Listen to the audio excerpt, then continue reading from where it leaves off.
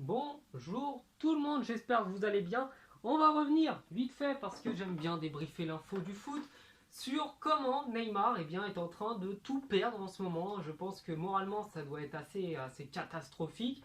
Donc tout a commencé quand au mois de janvier-février, Neymar se blesse au pied, retour de sa blessure au cinquième métatarse ou je sais pas trop quoi. Bref, Neymar se blesse et sa blessure annonce forcément une indisponibilité pour le match contre Manchester United. Donc là, on est tous assez déçus, assez tristes pour lui. On se dit que il peut pas y avoir pire puisque Neymar va manquer ce match-là qu'il attendait, mais que normalement le PSG devrait passer face à Manchester. Résultat, eh bien, le PSG se fait éliminer face à Manchester. Neymar a des propos déplacés par rapport aux arbitres et se voit infliger une sanction de 3 matchs, donc 3 matchs de suspension pour la prochaine Ligue des Champions. Donc là, ça a commencé assez mal déjà. On se disait, bon, Neymar s'est blessé, en plus le PSG se fait éliminer, et lui mange une suspension derrière parce qu'il était énervé après les arbitres. C'est quand même assez compliqué. Puis, pas longtemps derrière, Neymar s'énerve à la suite du match de Coupe de France contre Rennes, face à un soi-disant, je précise, supporter de Rennes, qu'il provoque. Neymar le bouscule légèrement, il le frôle.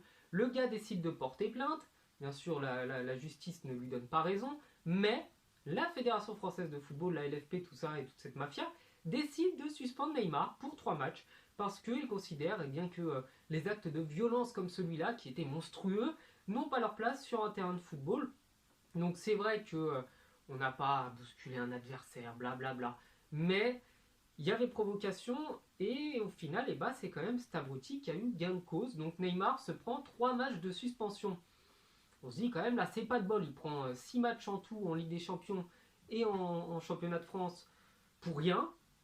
Qu'est-ce qui peut être pire? Et du coup, le sélectionneur du Brésil décide de sanctionner Neymar, puisque son image est un petit peu ternie par cette affaire, et décide de lui retirer le capitana. Donc bon, il est donné à Daniel Alves, un ami de Neymar, donc bon, c'est pas une rivalité immense, mais Neymar perd le titre de capitaine de la Seleção. C'est quand même assez tendu, c'est quand même assez compliqué. Et là, peu de temps après cette vidéo, donc là il y a à peine une semaine, une histoire de soi-disant viol retentit. Donc je dis soi-disant parce que la version de la jeune fille est assez bizarre et que même ses avocats ont décidé de ne plus la soutenir à cause d'incohérences dans ses propos. Donc Neymar est accusé de viol et c'est quand même des accusations bien plus graves que tout ce qu'il a pu avoir auparavant. Donc c'est une accusation immense, horrible, qui je pense détruit quelqu'un parce que jusqu'à sa mort il aura toujours dans l'esprit de certains la responsabilité, même si on prouve par A plus B qu'il est innocent, et je ne dis pas qu'il est innocent ou coupable, j'annonce simplement les faits, et peu de temps derrière, genre 3 jours après, Neymar joue contre le Qatar, en plus le Qatar, donc le pays du prince Al Thani, et se blesse à la cheville droite, et sera indisponible pour la Copa América. Donc en l'espace de 2 mois, 1 à 2 mois, Neymar a déjà perdu la Ligue des Champions, puisqu'il a été blessé. Il a perdu, et en plus il prend des suspensions, il a perdu la Coupe de France et la Coupe de la Ligue, puisque le PSG ne les remporte pas, elles se font sortir.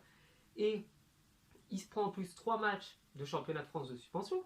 Il perd son titre de capitaine de la Seleção parce qu'il a eu un mauvais comportement. Il est accusé de viol. Et là, dernièrement, il ne pourra même pas aller à la Copa América à cause d'une blessure. Donc là, je pense que pour Neymar, ça doit être une période assez compliquée, c'est assez tendu, c'est même catastrophique ce qui est en train d'arriver à ce pauvre Neymar.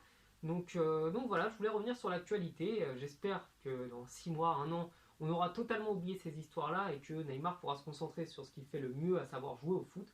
Donc je vous souhaite de passer une bonne journée. J'ai la flemme de faire des cuts et de sortir l'ordinateur.